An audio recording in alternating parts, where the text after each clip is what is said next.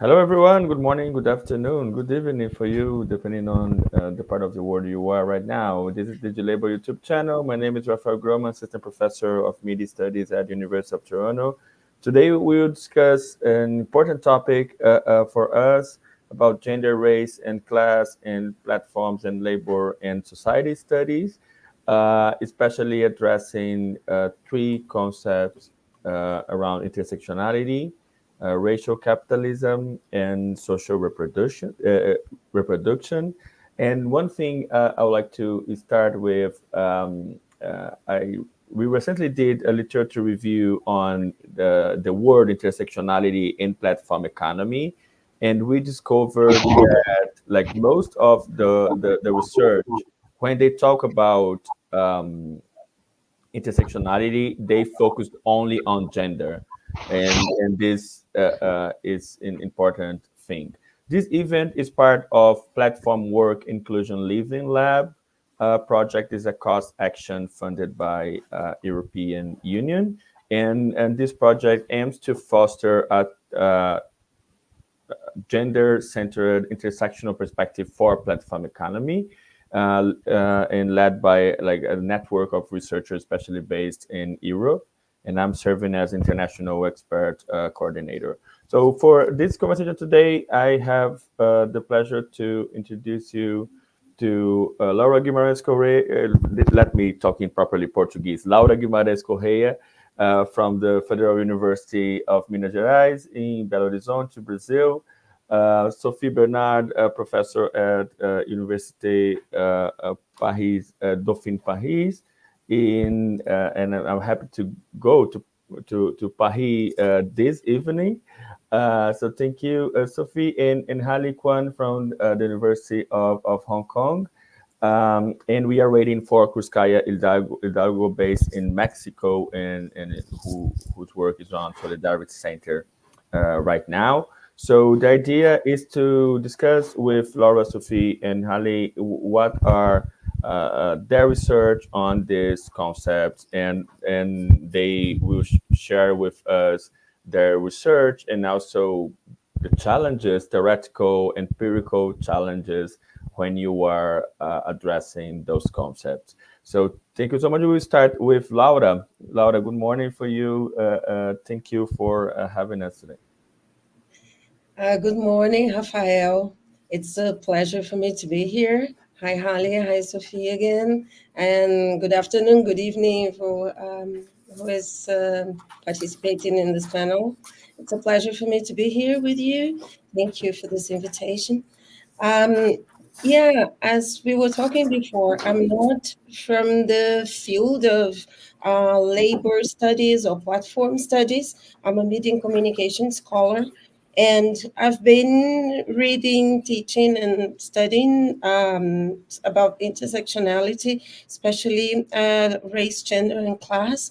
So, Rafael asked this talk to be quite informal, not read or presented. So I'm trying to, if I take too long, Rafael, please let me know. But I'd like to start saying that my first research, it was my at master's degree level. I studied the black bodies, the representation of black bodies in advertising. And then it's been a while. I looked specifically at race. Of course, we cannot. We have to look at gender too, but I did not look at these categories as interwoven, but still it was a productive study in representations and stereotypes of Black people in Brazilian media. And then after that, at my PhD work, I researched about gender, basically, motherhood and fatherhood. And the title of my thesis was Mother's Care, Father's Play. And this was what I saw in the images of advertising in Brazilian advertising. So, but still, I looked more at gender, and I could notice that, for example, the idea of motherhood and of or maternity, of being a mother in advertising is still it's very, very wide. But I did not look at these categories with the complexities of the interwoven and aspect of them. So it's been some time now, about maybe 10 years. I've been looking at elements and categories of oppression in an intersectional way. And just after the invention of the term intersectionality by Kimberly Crenshaw in 1989, I discovered that there was a Black Brazilian female intellectual, Lélia Gonzalez, who used to talk about categories of oppression in a connected way, in a linked way. Her name is Lélia Gonzalez. Yeah, thank you. And then when I did my postgraduate studies, she was not very known and read in Brazil, at least not at my department, at my postgraduate program. We used to read mainly dead white men, European and in America, or well, white men from the global north. And so for some time now, Lélia Gonzalez, of course, she was known at that time, but in smaller circles, but not as widely as she's been studied today from maybe 5 years to now. She's been more known here, as well as other Black Brazilian intellectuals, the female ones, who propose very important theories and concepts to think about inequalities in Brazil. So that's where, well, I've been for some years now studying the contribution of this Black Brazilian intellectuals to the study of communication and the study of social relations and social phenomena, social inequalities, etc. So she wrote a lot about labor, and I think her work is very useful to think about labor, and even if we update it, to think about platforms too. But as I said, this is not specifically my field, but I have, well, first of all, I'm going to just say what intersectionality is for Kimberly Crenshaw, because the concept became very famous and known and applied after her just her brilliant idea to use this metaphor. And then I'll talk about some contributions by Brazilian intellectuals. Well, Crenshaw said that intersectionality is this metaphor for understanding how inequality or disadvantage might be interwoven and create obstacles to people and groups. So she doesn't consider it a grand theory or a deep theory, but a prism, a perspective to understand problems in society. So she thinks, and I agree, that this can be a way of intervening in problems and in society and change outcomes. And she also says it has to do with identities, of course, and this is one of the criticism that intersectionality has. We can talk about this afterwards. But she understands identity as not as a fixed aspect or a fixed thing, but as a relation between people in history, communities, institutions, etc. So if we think about Stuart Hall and the way he thinks about proposed a way of understanding identities as something that's changeable, movable, and circumstantial, I think we can think about this too when we think about intersectionality. But although they're not too fixed, they're not so changeable. Some things about my identity and how I appear to the world, I cannot change, right? So this has to, this is not as fluid or so abstract as some people might argue, I would say. Um, so, what does, sorry, okay. So this, the reason why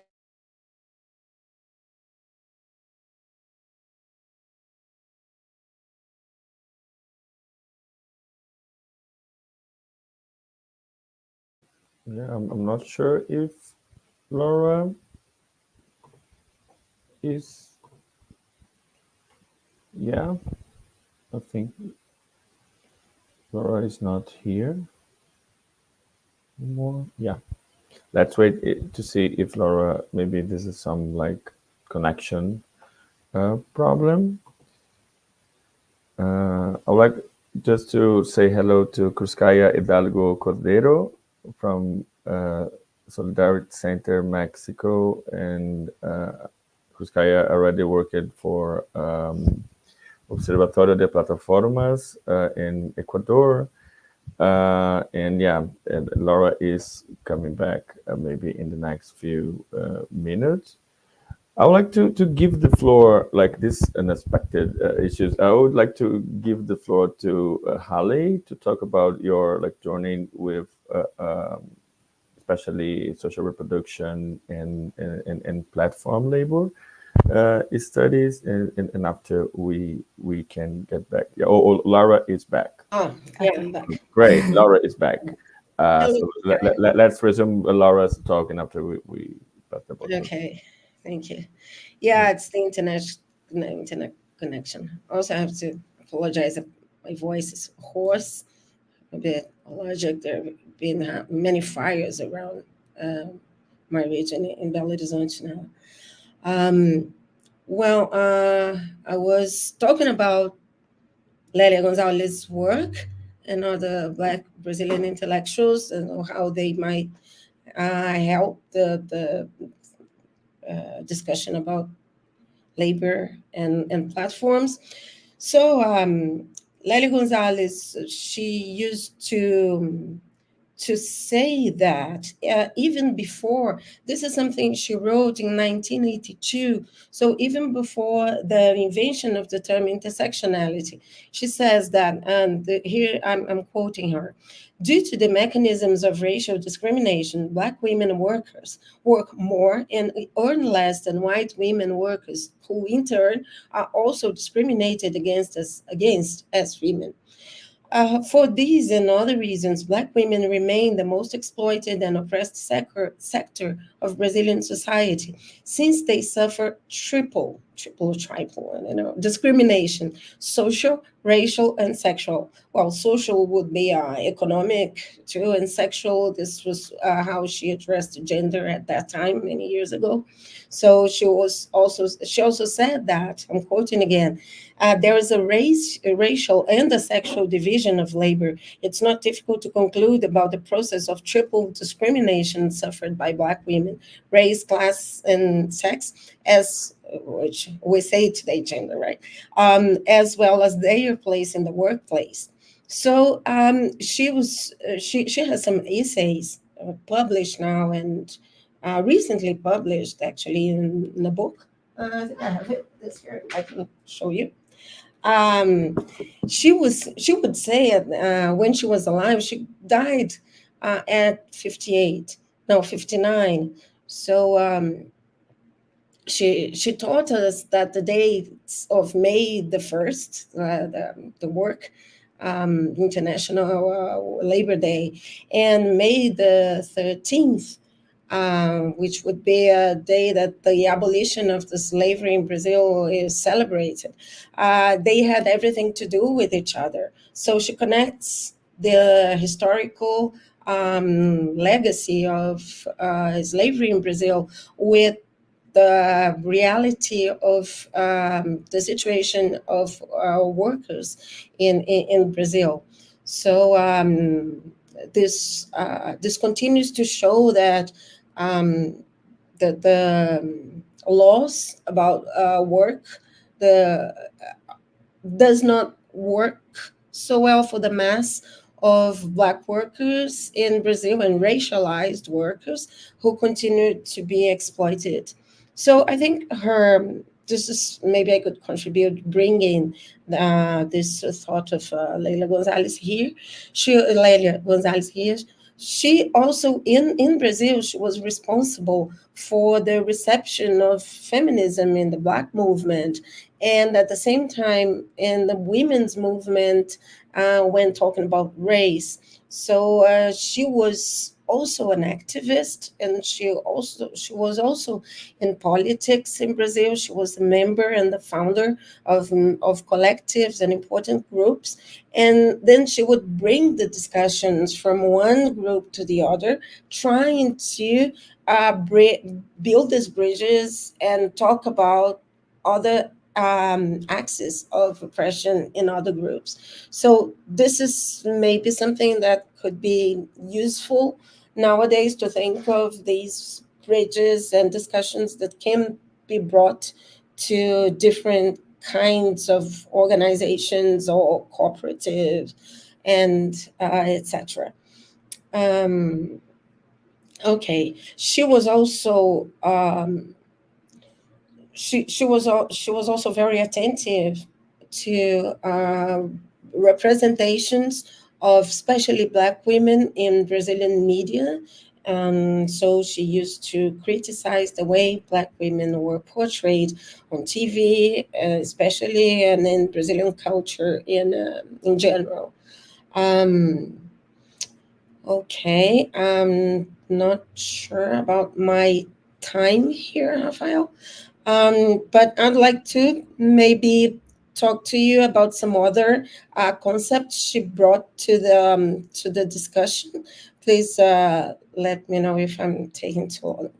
Um, well, another concept that Lely Gonzalez brought to the discussion of race in Brazil was the concept of double bind or double knot, which is not actually her concept. It was proposed by Gregory Bateson.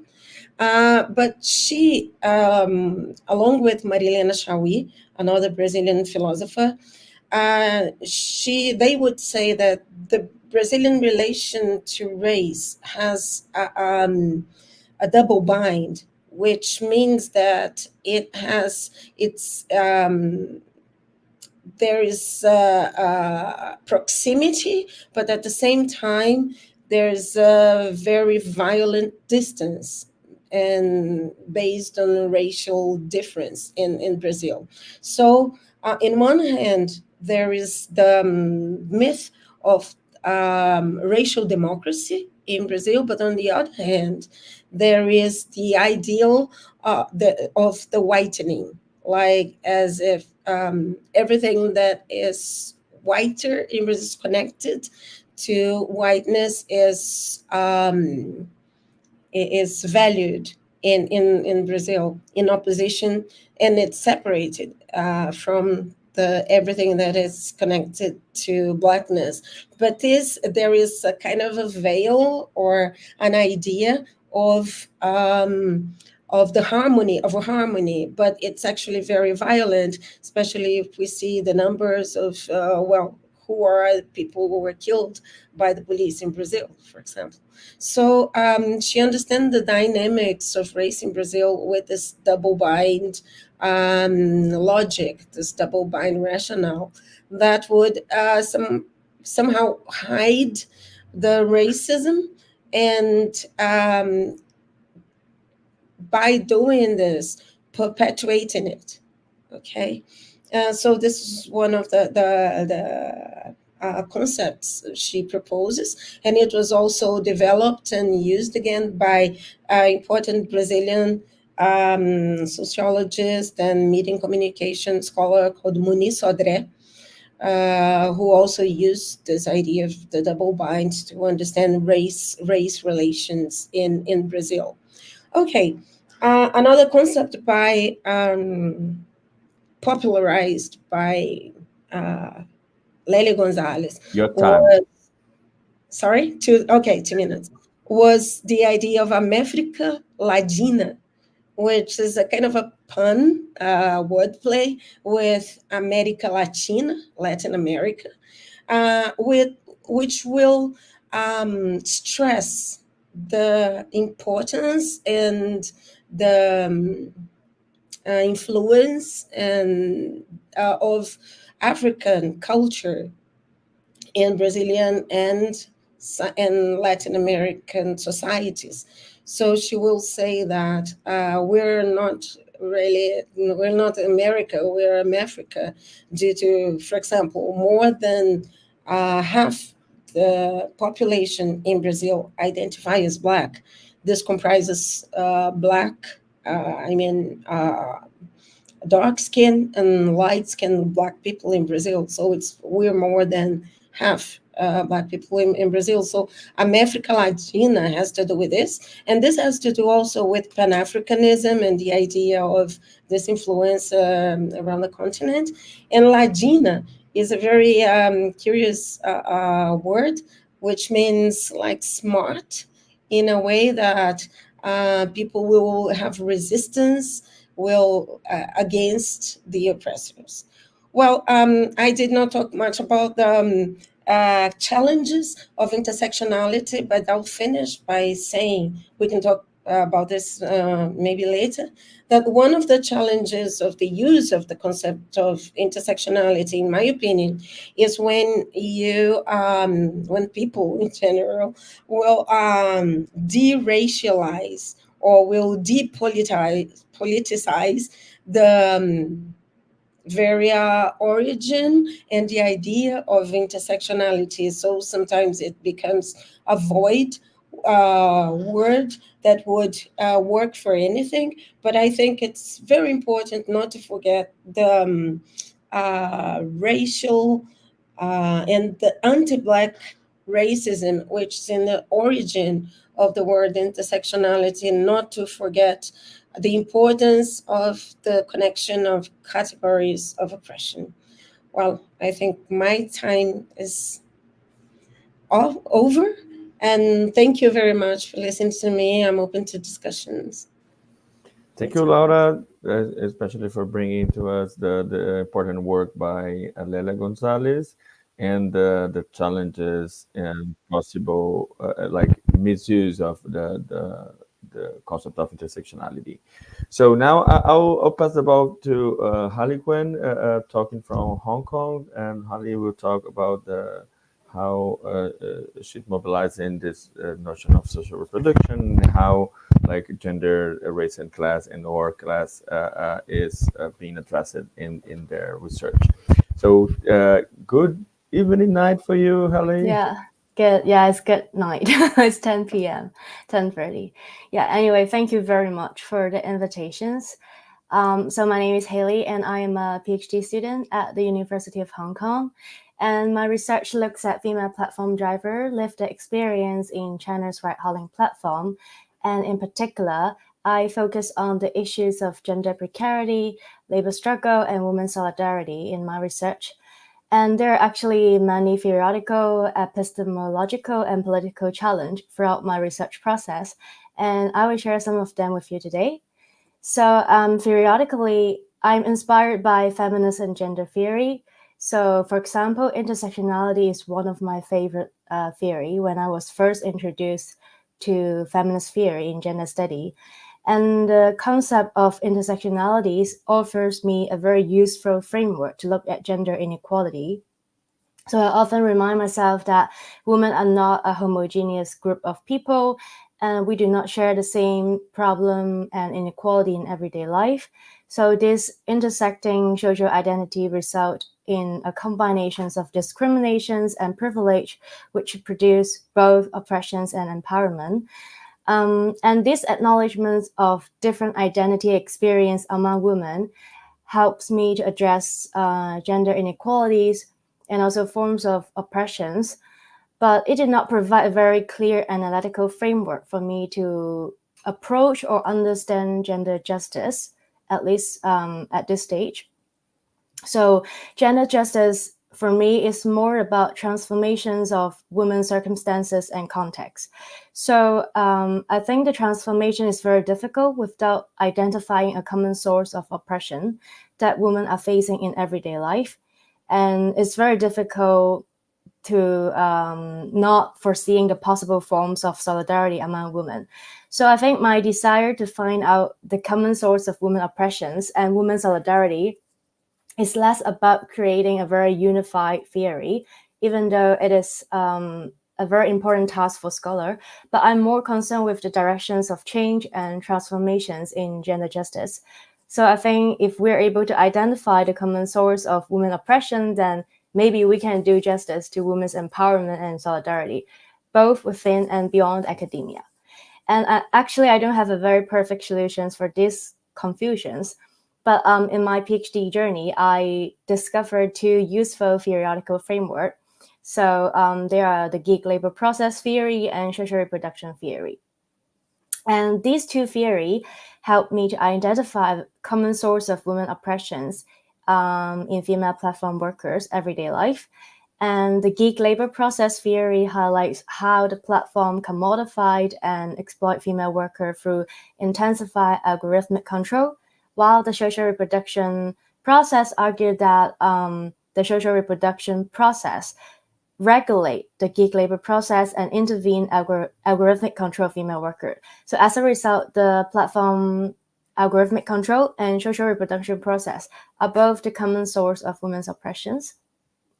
And I think the most important theoretical spirit in the gig labor process and the social reproduction process are the accountability of labor resistance and women's solidarity through labor struggle. For example, like in my research, female workers struggle between social reproductions and also paid work actually constitute the very basic foundations for labor resistance and solidarity in the ride-hailing industry. And in terms of epistemology, I think the major challenge of platform labor study, from my perspective, is to produce a situated knowledge about platform and labor. So I think a lot of scholars who research about platform and labor are mostly not platform workers, including myself. So I keep asking myself the same question. So to what extent that I can speak for or represent my informant?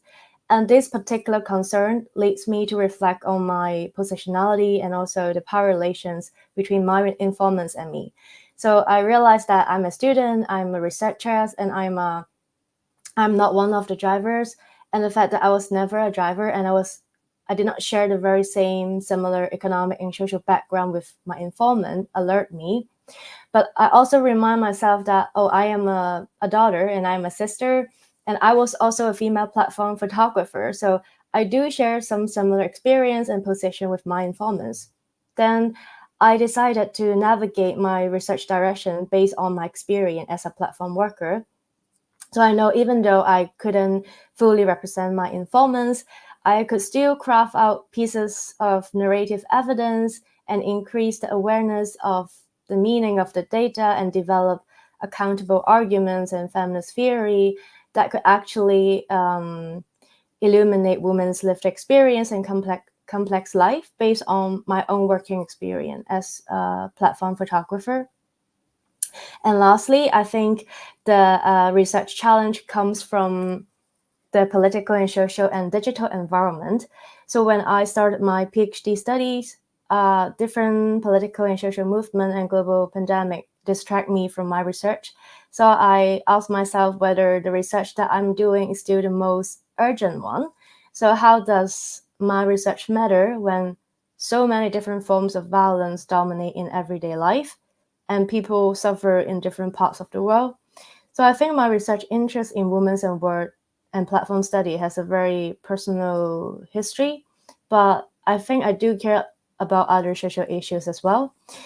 So I still don't have a very good answers to my question, but I see my research project as an ongoing political struggle, and which potentially I hope that it can contribute to the productions of situated and transformative knowledge. And that's the end of my presentations today. Thank you very much. Okay, thank you so much, Halle, for your reflections on your own research. Now I'll pass the ball to Sophie Bernard. Good afternoon for you, Sophie. Feel free to share your thoughts and your research, especially on racial capitalism. Thank you very much for this invitation. It's a pleasure to be there with you. To explain why I use this concept of I speak about racial platform capitalism. I have to speak about the results of my survey about Uber drivers in Paris, London, and Montreal. First of all, I am a specialist of sociology of work.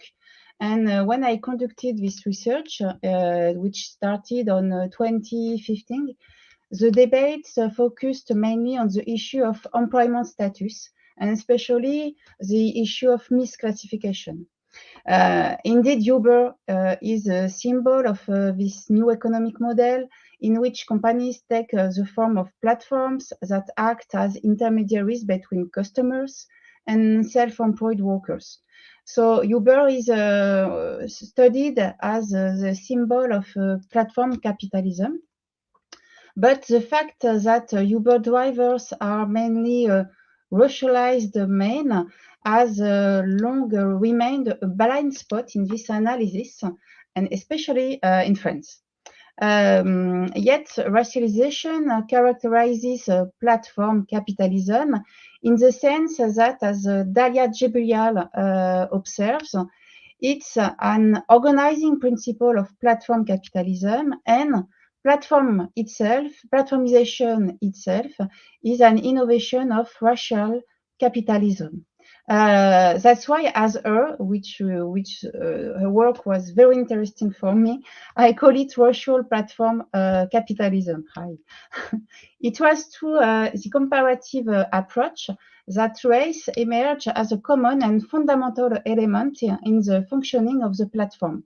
Indeed, in Paris, London, and Montreal, there is an overrepresentation of racialized men among Uber drivers. And so the comprehensive comparative approach involves collecting drivers' representations of their condition at the intersection of life courses and institutional dynamics. So this approach allows the diversity of practices to be taken into account, but also highlights their similarities. So in this book, for the moment in French, but soon translated in English, I am trying to understand why the profession of Uber driver is mainly held by racialized men. But at the same time, I try to understand how relations of class, race, and gender domination combine to place Uber drivers in a position of servitude to the platform that uses them. For that, this means at the same time studying first the implementation and deployment strategy of the platform, second, the changes in the working condition and remuneration of the drivers, and third, the position that these populations occupy in the employment system according to their social, racial, and gender characteristics. So I identified two moments. First moment, when Uber was founded in these three cities, being an Uber driver was an attractive position for racialized men. We have to consider Uber's business model to understand, because in this Uber's business model, which it requires an oversupply of drivers relative to demand in order to respond quickly and ensure customer satisfaction. So to achieve this, the platform first limits the barriers to entry into the business. To this end, it has adopted a strategy of fait accompli. I'm not going into too much details about it. It would take too long, but it is the same strategy in the 3 cities. However, to ensure a sufficient number of drivers for the platform's deployment, limiting barriers to entry into the profession is not enough. That's why Uber tries to attract them by promising them access to self-employment and high pay. And actually, when they set up, the platform offers them significant bonuses. In the early years, using the Uber app was a lucrative business for drivers. And these promises of self-employment and high pay are particularly attractive to racialized men. These men from former colonized countries are overrepresented among Uber drivers.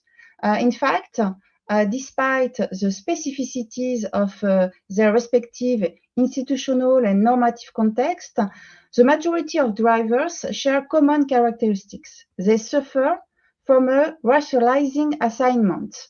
I use this concept of Sarah Mazuz. And moreover, they occupy the position of Mr. Breadwinner. So these men, these racialized men, enter the profession for 2 main reasons. Some of them are migrants, graduates, and or skilled workers from the upper middle or upper classes whose diplomas and work experience in their own country are not recognized in the host country or fall short of their expectations. So for them, they see the Uber drivers' profession as an opportunity to mitigate their downgrading. And we have another part of the drivers, the majority. They are racialized men, migrants or sons of migrants with few or no qualifications, and who are assigned to precarious back-breaking jobs. They become Uber drivers in order to find a better job or a good bad job, to use Alex Rosenblatt's notion. So for them, it's a way to escape the drudgery and hierarchical pressures of their previous job in construction, material handling, delivery, logistics, and so on.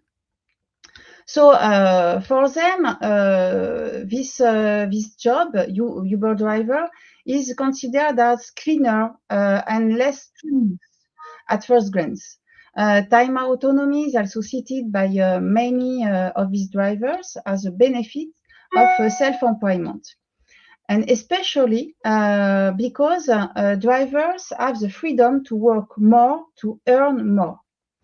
So we can understand that for these racialized men who have experienced downgrading or relegation to precarious backbreaking jobs, Uber's promises of self-employment, high pay are particularly attractive.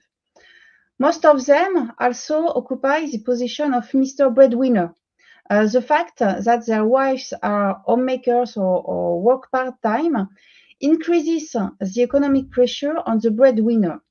At the same time, they are able to invest heavily in work because their wives take on all domestic and parental responsibilities. So for the platform, this racialized men with this position of Mr. Breadwinner represent a reserve army of available workers who are essential for the deployment of the platform. And even if the promises made are broken, or I would say especially when the promises made are broken. And this is the second moment, at the moment of the deployment of the platform, with a deterioration of working conditions and remunerations. Attracted by the good working conditions and pay, racialized men who enter the profession in order to improve their situation find themselves trapped in a migrant job. Trapped because in all 3 cities, the company has established itself as a major player in the sector. Uber's business model is based on a network effect, where the value of a service depends on the number of users. The greater the number, the greater the value. So the more Uber drivers there are, the more customers will have an interest in using the service in order to find a ride quickly. And the more customers using Uber, the more drivers want to use it to increase their chances of getting a ride. So to create this winner takes the most strategy, which consists in converging on a single or unique platform, the platform encourages customers to use the app by offering attractive prices and promotions. And for the drivers, as I told before, the platform encourages use of the app through the offer of bonuses. But once Uber become a major player in the sector and everyone is using the app, drivers have no choice. They will be forced to use Uber to make a living. Drivers are now dependent on the platform. So the working condition and pay of the drivers will then deteriorate. Once the platform has enough drivers and established itself as a major sector player, it no longer needs to offer attractive compensation packages to retain them. Uber then cuts the bonuses, lowers the fares, and increases the commissions. Drivers' incomes have fallen sharply, so that's why they are forced to work long hours and atypical schedules in order to maintain the same level of income. So their personal and family lives are affected by this organization of working hours, and all the drivers, although they entered in the profession to escape the drudgery of work, report numerous occupational pathologies as back pain, exhaustion, etc. And also they thought they were autonomous, but in fact they are controlled and evaluated by the customers to whom the platform gives a lot of power. At the same time, they experience high insecurity because their account can be suspended at any time, for example, following a customer complaint. So such working conditions should be dissuasive, but and yet they cause many drivers to leave, but are offset by new drivers always entering the profession. As working conditions and pay deteriorate, only the most vulnerable are left. They have no better alternative. So Uber takes advantage of the racialized assignment of these men in order to profit from a valuable labor pool that is essential to its expansion. The Uber business model demands a surplus of drivers relative to demand. It's the model. So Uber attracts them by making promises that are particularly appealing to this racialized men. Self-employment, high pay. So for them, being an Uber driver is a chance for improvement in their lives. But because they have no better alternatives, these racialized men stay in the business even as working conditions and pay deteriorate. Having entered the profession to escape immigrant labor, as Syed explains, for example, Uber drivers find themselves reassigned to it. So Uber drivers are hybrid workers. They have all the disadvantages of self-employment and salaried employment, but none of the advantages.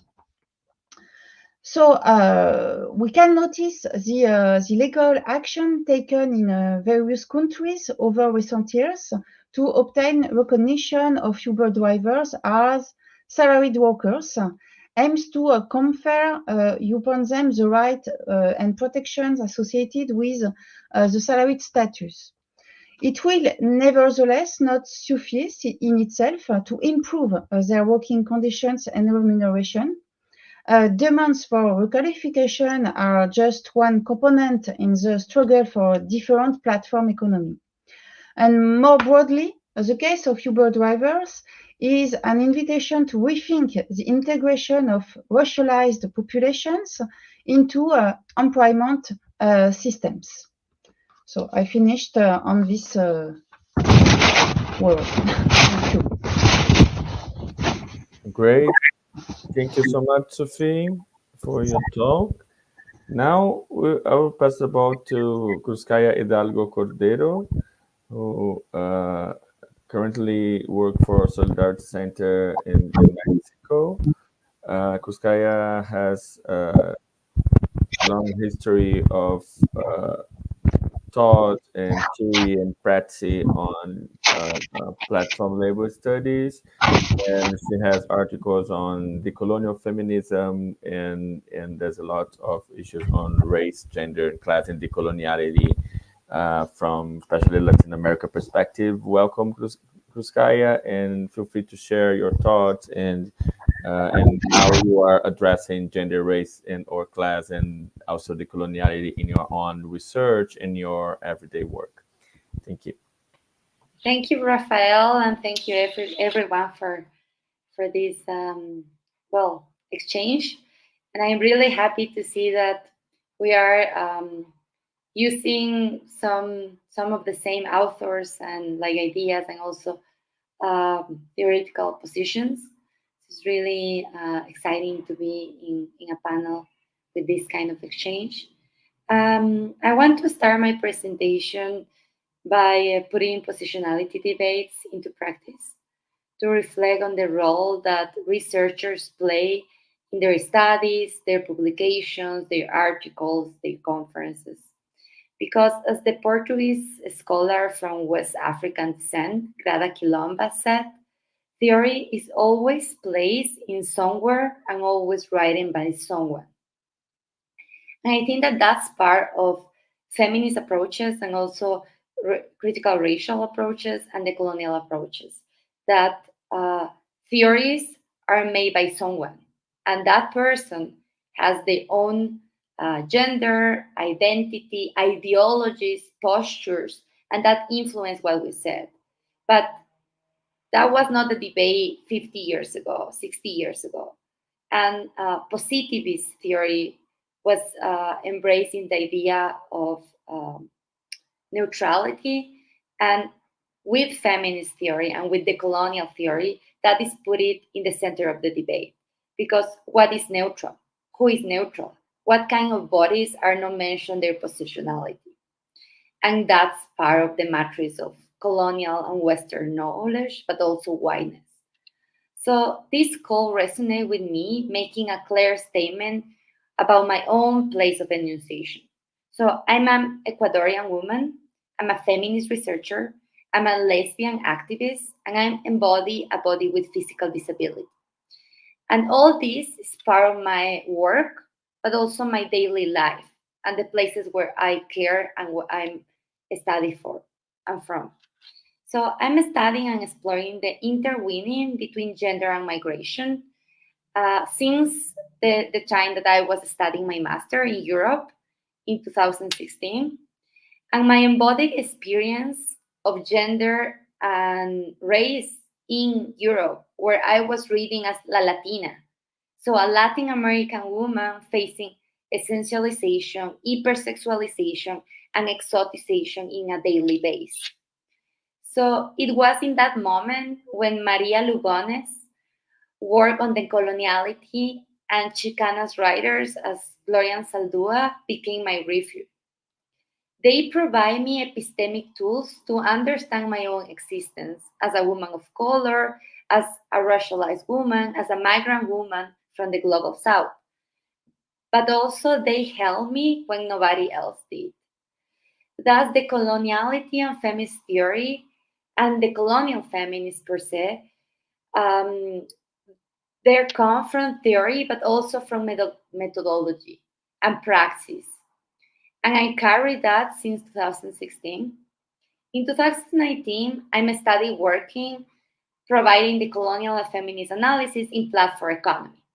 Because the large literature on platform economy by that time, 2019, rooted in digital labor studies, came mostly from the global north, which has established a monopolistic narrative on the situation of global platform at the level of global scale. And in my research, I focused on delivery workers, but mostly in women, and thinking about motherhood, pregnancy, sexual harassment. And since 2022, I'm thinking about care work in digital platforms and the implications in racialized bodies.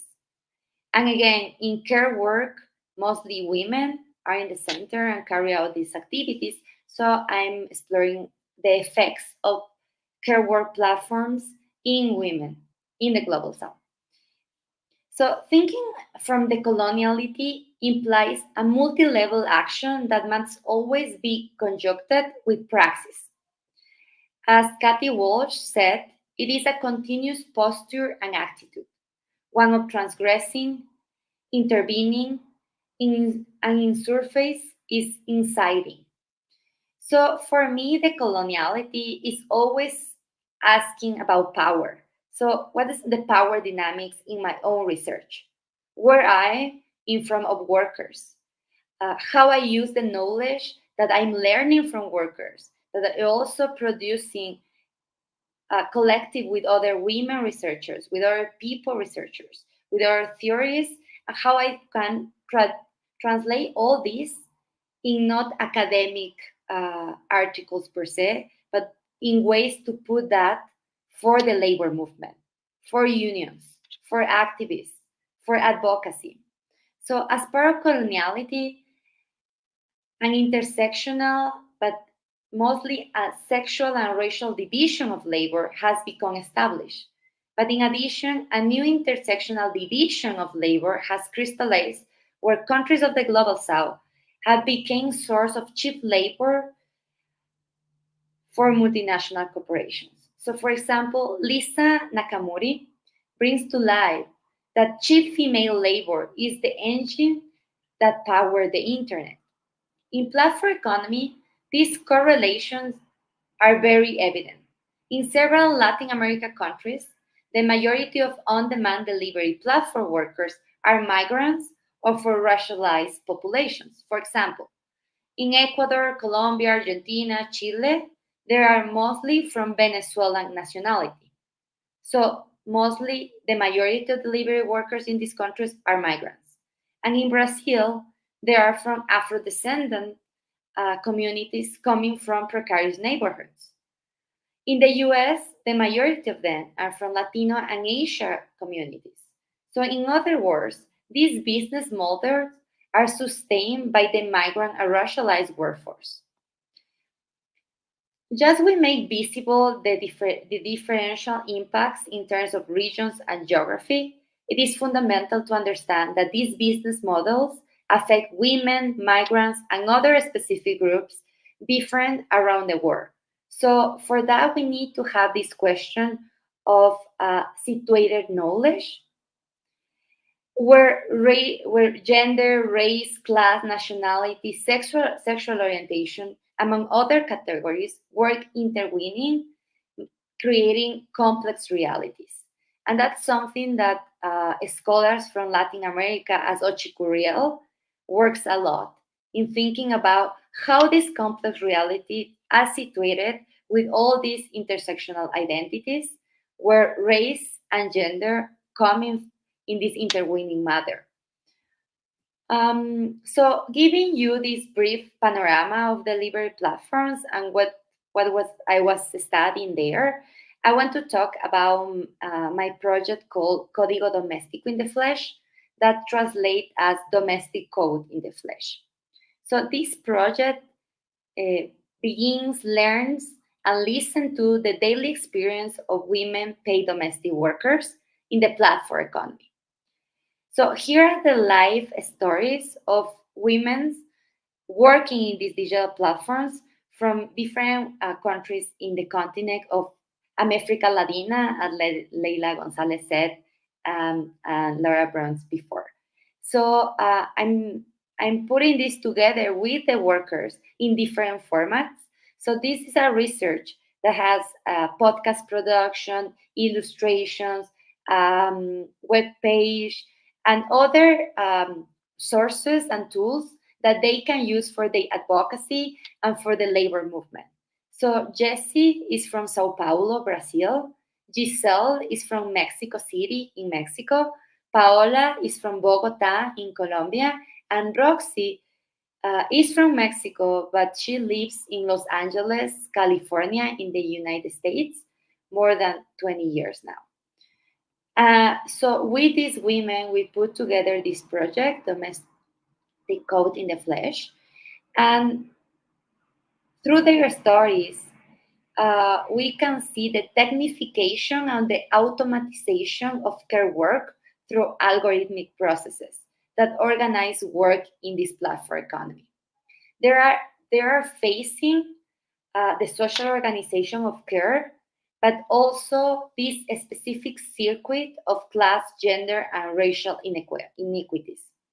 Even though the first digital platform of domestic work appears in 28, 1 year before Uber, little know about the experience of women workers in the care and domestic services, their social economic profiles, and their working conditions.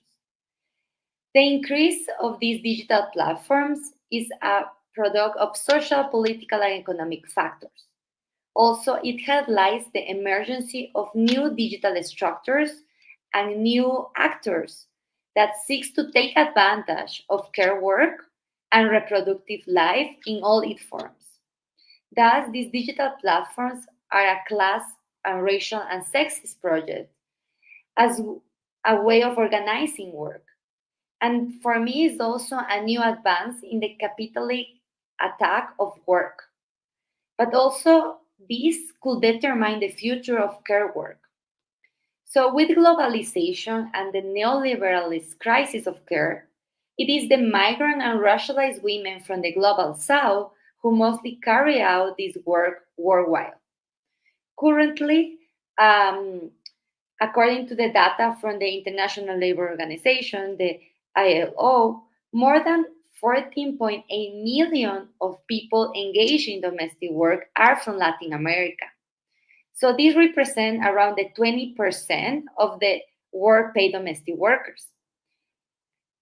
In contrast with other regions in Asia, the amount of workers from Asia that provide care work in the north is mostly the 35% of the whole paid domestic workers.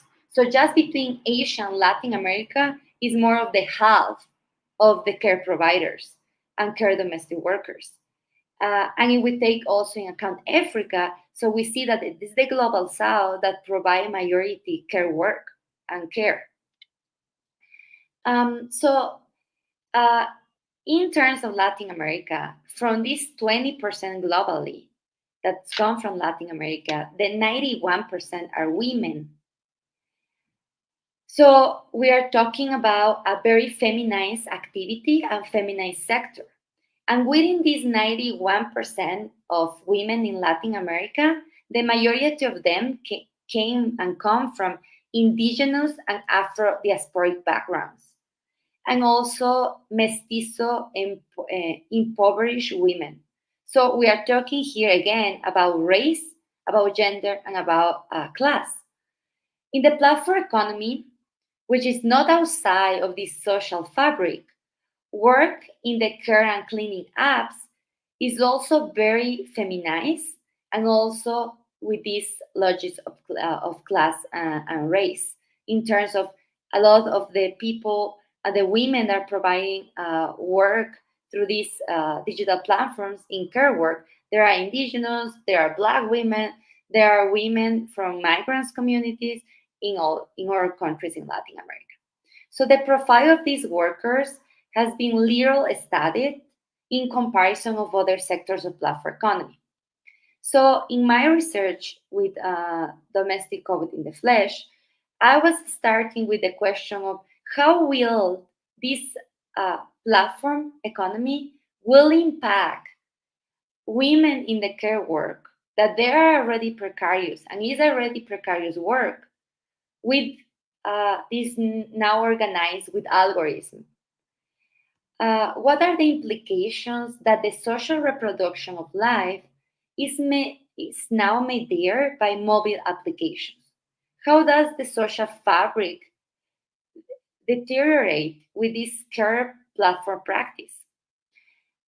So in this research and in this project with women workers in platform economy, they made visible how in this sector of platform economy, there are more control of the platform company, of the algorithm system. These women, when they arrive working, they have chronometers in their phones. So they are putting the exact time that they are using for each activity inside those houses. So if it's about cleaning the bathroom, how much time you use for doing that, how much time you use for washing the dishes, and so on and so on. So it's very controlled, and it's very specific which actions you are doing inside a house. In their profiles, in these digital platforms apps, they are choosing which activities they are going to do inside a house. So when clients decide who hire with this digital platform, they're also choosing which activities they want to be solved inside those houses. And all this logic is a Fordistic and Tayloristic way of understanding care work. Because for platform economy to be able to commodify care work and social reproduction of life, you need to have a very standardized way of understanding care work. So through very specific activities with very specific amount of time. So this is a way of how to use care work and domestic work in the global market. And with doing this process, it's not just the logic about control. It's also doing more precarious in a precarious economy, because domestic work is still an informal economy in the majority of countries of Global South. They are very bad pay, and there are a standard, this idea of domestic workers are not workers. And that have been a fight for the labor movement and domestic workers for decades. And now with platform economy, is coming from zero again. These platforms that we were mentioning before of care work in Latin America, they are also using this narrative of this racial and slavery past. For example, in Brazil, Jessie from Sao Paulo is working in an app called Mary Help, Maria Ayuda. This idea of using this name that is very familiar from domestic workers, Maria, Mary, and is also associated with indigenous populations in some of our countries, it's very problematic, and it's coming from that narrative.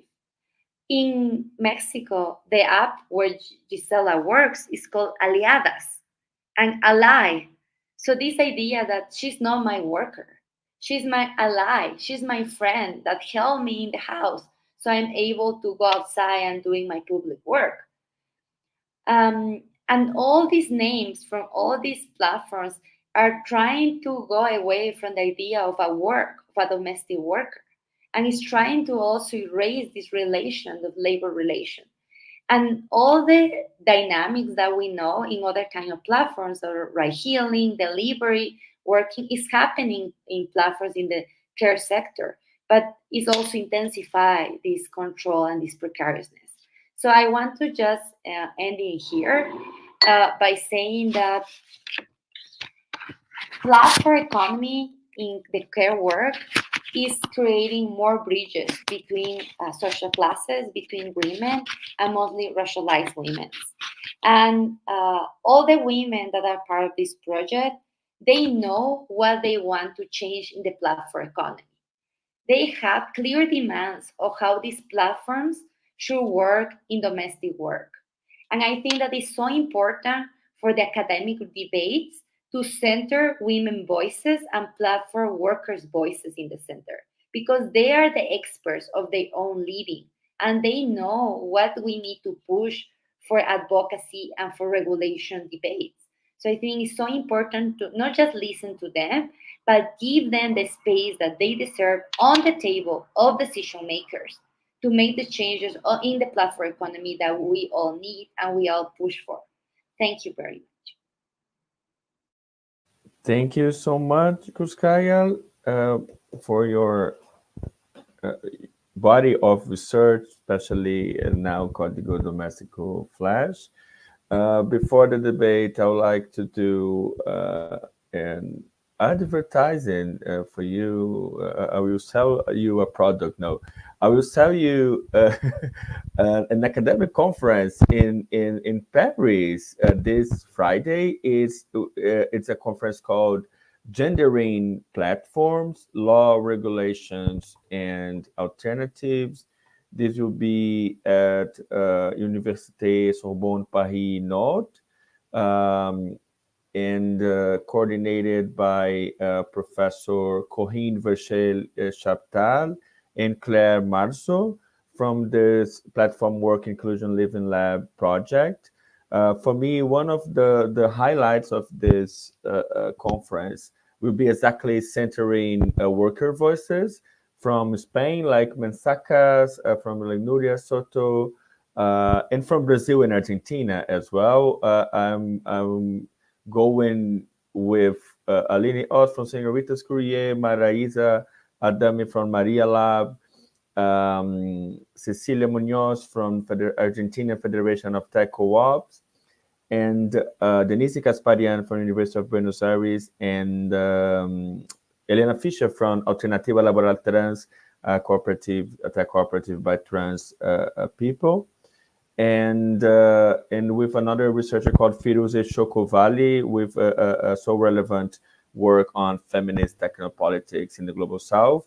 For those who want to attend online, there is an email on this website I'm sharing with you, and you can share this online. And so for me, it's like an ongoing conversations about it.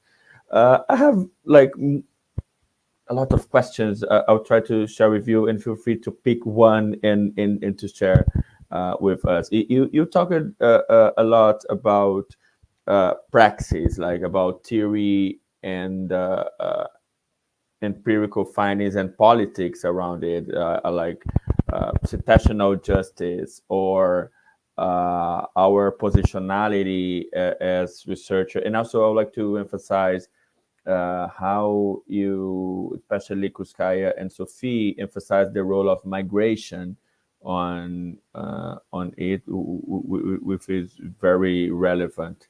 I would like to, because like sometimes we as like researchers, we are trying to present our work in this conference as the kind of ready work, or even like publishing articles and so on.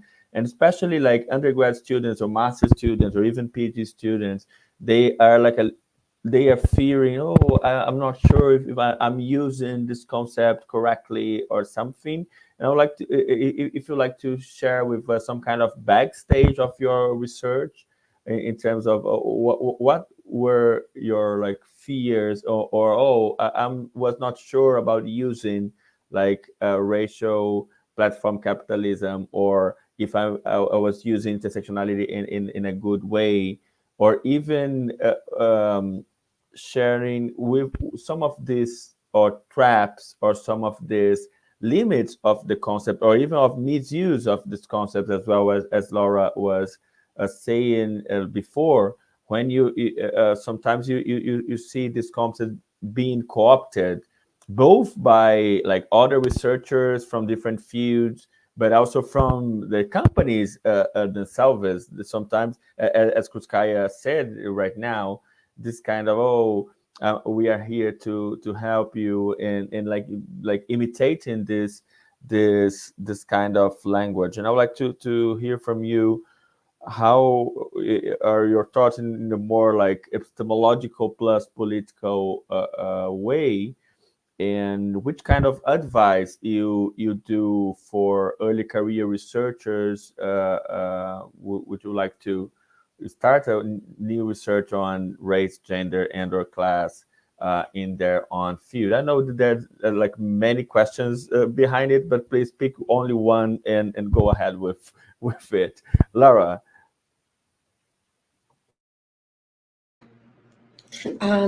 First of all, thank you, three of you. Hi, Sophie and Kruskaya. I really liked listening to you. And thank you for the question, Rafael. I'll give you an example. There was, for example, there was a position at an institution where they wanted someone who was specialized and who would be in race, among other axes of oppression. But then, after some time, the category race was erased from the details of that job, and then the person responsible for the job said, "Oh, we wanted to keep it more intersectional and not just racial." So it's a way of erasing this very important axis, in my opinion, especially when we think about, again, anti-Black racism, which has some specificities like dehumanizing aspects, etc. So this is a way of diluting and kind of neutralizing the racial aspect of intersectionality. This is one of this is a small example I could give you, but yeah. Great, thank you so much, Laura. Helen, would you like to share like your ongoing project as you are like writing your PhD dissertation right now? Actually, for me, like intersectionality, as I have mentioned, it has been the focus in my PhD research, and it's one of my favorite gender theory. But I also recognize the limitations of the concept, because I think it is the historical traditions of this particular theory comes from a Black feminist traditions, and it has a very specific response to second wave feminism. So I think with this historical context and social context, when I applied in my own research, I actually have some difficulty in translating this theory into the China context, because like race in terms of like racial difference is not a very salient or very prominent distinctions among workers, female workers, in my research. But there's actually internal migration, of course, like people coming from the rural area working in the cities. So there's actually like the intersecting factors in terms of class, gender, and maybe migrations. But it's just like it's not race that I can use in my research. So I think when I'm trying to translate these Western theories into my own research, there's some struggle and difficulty that I encounter at the beginning.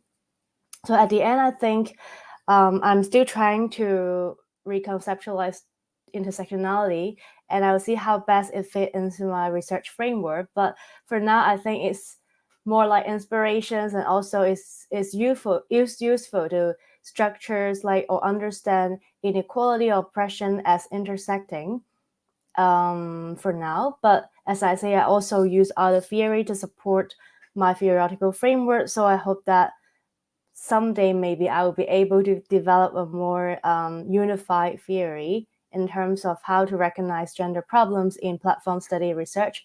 But for now, I think intersectionality is still very useful, but I think it has to be put in a specific context and a very specific historical background in order to really operate this theory into practical situations.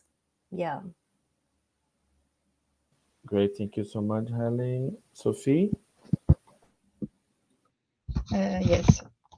What I wanted to say is in France, there is a resistance in using the concept of race. And so it's always the same situation when you speak about race. All the time you have someone who explains you it's not a question of race but a question of class. I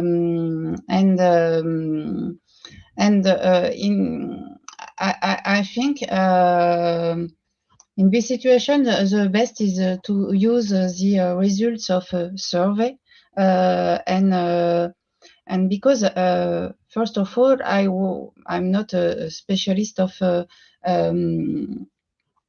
sociology of race.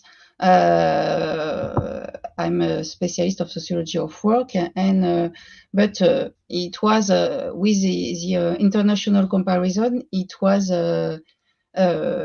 clear. It was very necessary to use to have this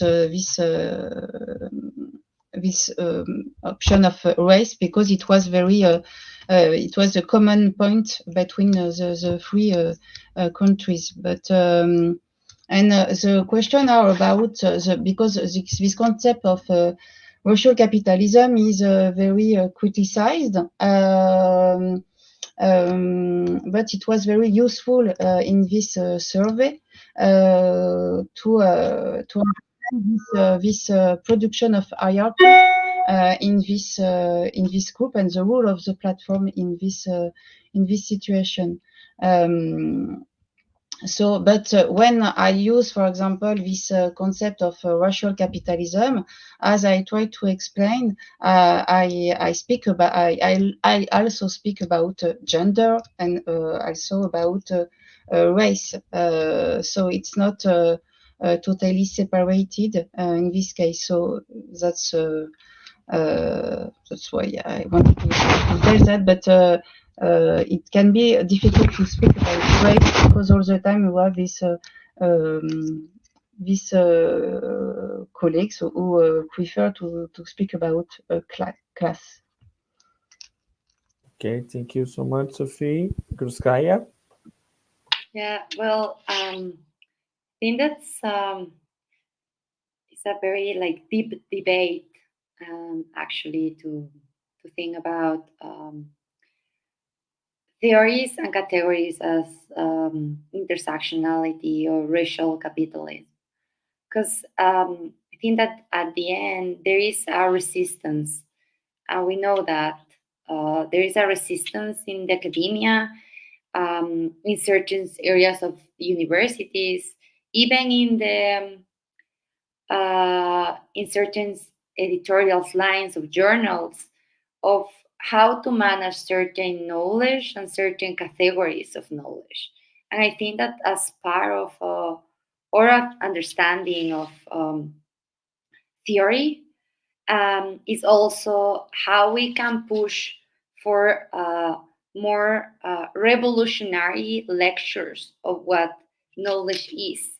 So I think that there is, as we talk about pinkwashing with countries' dynamics and countries' legislations, there's also a washing of or revolutionary theories. So a lot of the concepts that we are mentioning today, from intersectionality to America Latina, from decoloniality to racial capitalism, all these concepts came from a social struggle and from people that were part of movements and they were part of theoretical debates that they embraced. So it was an embodied theory of knowledge. But nowadays, there's also a whitewashing of a lot of our theories. And I think that we need to be aware, because when Raphael, you were asking how we can talking with early career researchers, of scholars, of students, I think that we need to be very aware of how we read, interpret, and use theories, because we are also part of this washing of revolutionary concepts. Well, so we need to be very aware how we use it, and we are actually pushing inside academic debates. And I was starting with saying that we need to understand that inside academia, inside universities, inside journals, there are also ideologies taking into account. Like there are debates, there are a battlefield of ideas and ideologies.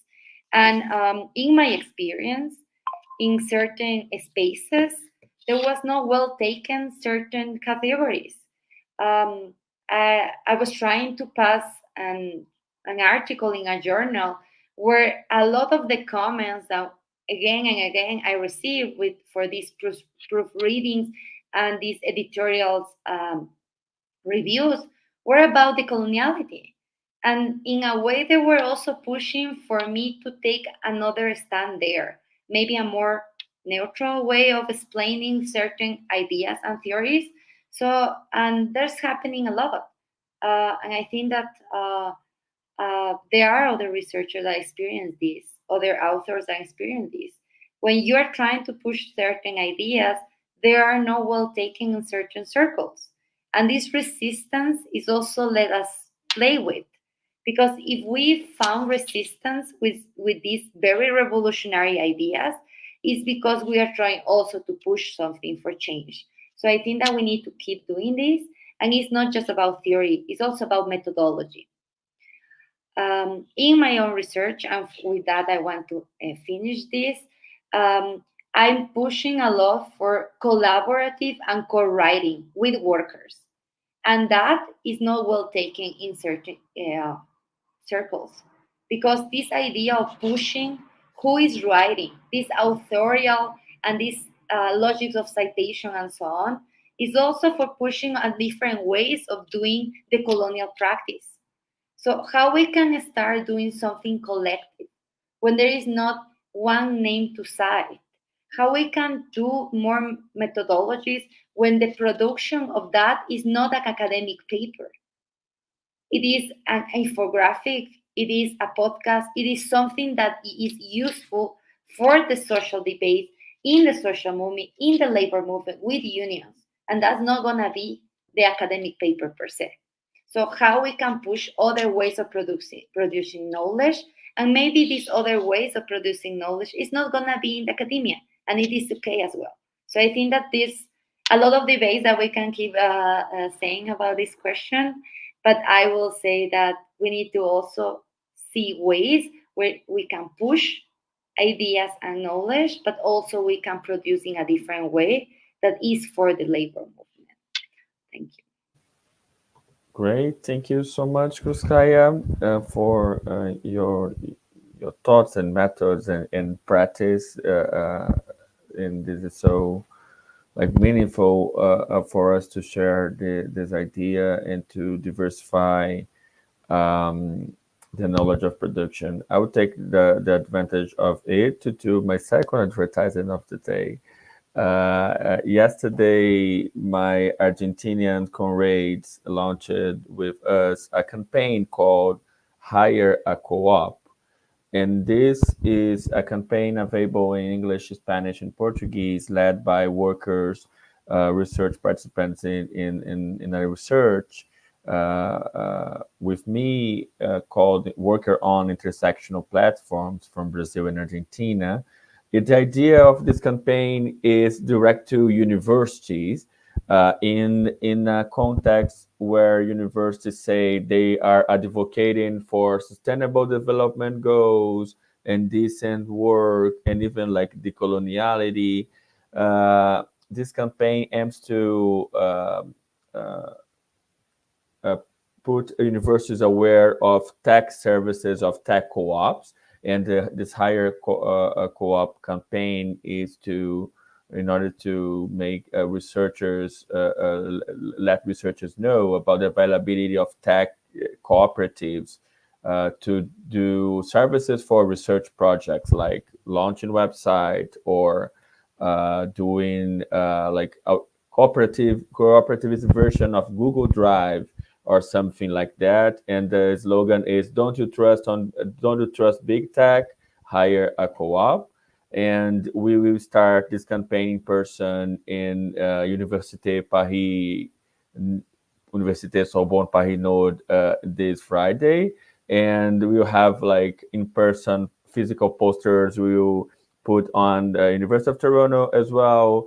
And for those who like to spread the word, the website is available, and soon we'll share also the digital posters for you to put in your campus if you like to do it in English, Spanish, or Portuguese. So thank you so much for this insightful conversation with us. This will keep available on DigiLabor YouTube channel, and other people can watch later. And you can like get in touch with this amazing researchers. Thank you so much, Laura, Haile, Sophie, and Kruskaya, and see you soon, I hope. Bye-bye. Goodbye. Thank you. Thank you. Goodbye. Yeah, thank you so much for those who attended this talk as well. Bye-bye.